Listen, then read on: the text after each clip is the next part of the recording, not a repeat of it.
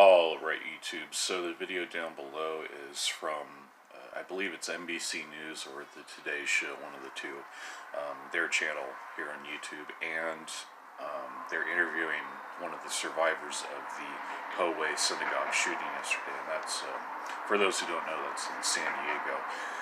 San Diego, first of all, is a very, very safe city. They really keep their law enforcement funded pretty good down there. And just, it's a big military hub, like there's a bunch of naval bases down there, I think. So there's a lot of military walking around. It's just a very safe area.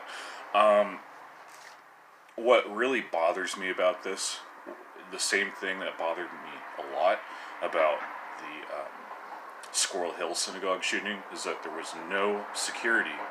There was nobody in there that was armed that could stop this person before he... luckily he only killed one person in the shooting. Before, it was like a dozen people that got shot. But there are people that are in charge of orchestrating security in these places of worship, whether it's a mosque, whether it's a church or a synagogue, or a cathedral, or whatever, or a monastery. It doesn't matter. These people need to be armed. I know a lot of people that go to church, a lot of people that are probably going to church today that are armed. They open carry, they conceal carry, depending on where they are, and this type of shit doesn't happen. This type of thing doesn't happen because there are no soft targets. There are people with guns, and even if none of the congregators are carrying, you at least need to have armed security there. I mean, for God's sake, they do this in Los Angeles, they do this in New York. Why can't they do it in Pittsburgh? Why can't they do it in San Diego? That's the thing that really bothers me. Another thing that bothers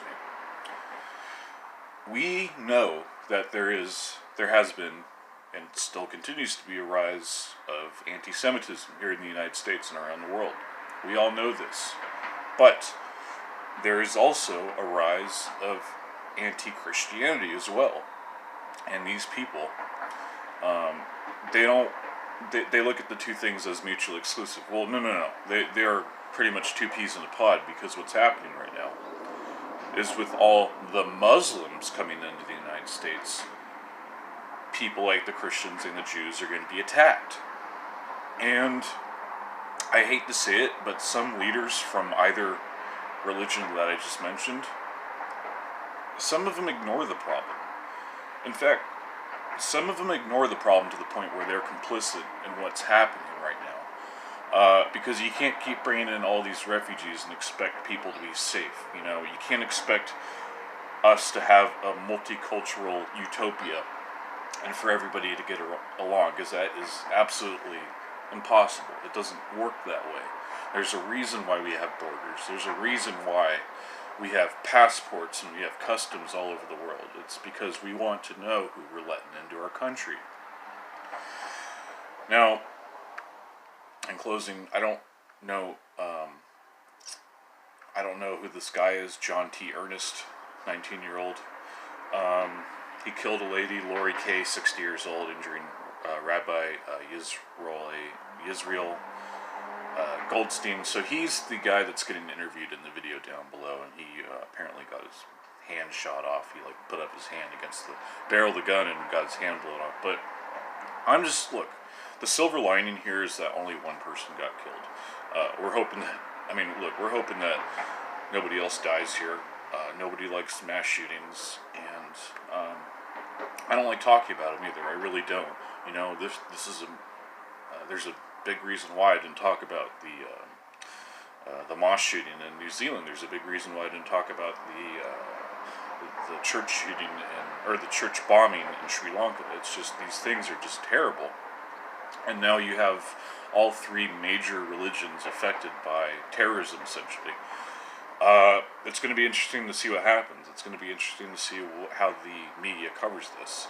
I know that I'm going to try and process this objectively as possible, but I do know also that there certainly was a lack of coverage when it came to the Sri Lanka bombings. Like, over 200 people were killed, and And Tucker, he's absolutely right. The leftist media, the liberal media, they have a hard time saying Christians were killed. They're saying, oh, Easter worshippers were killed. I mean, how do you think the Jews are going to feel when we say, oh, a Passover worshiper was killed, or how the Muslims are going to feel if we say, oh, a Ramadan worshiper was killed? It's just, it's pretty crass, and it's, it's essentially lying by omission too. So, I have to condemn the media for doing that, for basically saying that the separate incidents, they hold different values, because they don't, because people were killed in every single instance. So it really, as a Christian too, not even as a Christian, just as a follower of Christ, it really bothers me when I see other people that follow Christ that are essentially ignored, after they've been killed. It's really messed up. It really is. So I don't know what else to say, guys. I had to cover this though. I had to cover this because that is such a glaring mistake on the part of the administrators at the synagogue, and as well as the Squirrel Hill Synagogue. These people need to know that their worshipers need to be protected by security guards, and I don't think that Pennsylvania is an open carry state. California obviously isn't yet. It will be. It will be very soon. But yeah, guys, you got to do a better job. I mean, come on, somebody really dropped the ball here, and only a couple people are talking about this too. And one of them is Martin Brodell, and good on him for noticing that both times, because it's like, shit. No armed security guards. What do you expect? A bunch of soft targets. A guy's going to walk in. It doesn't matter what kind of gun he's going to have. He's going to have a lot of vulnerable targets. So, pisses me off. All right, guys. Thank you so much for watching. God bless, and I'll see you in a couple minutes.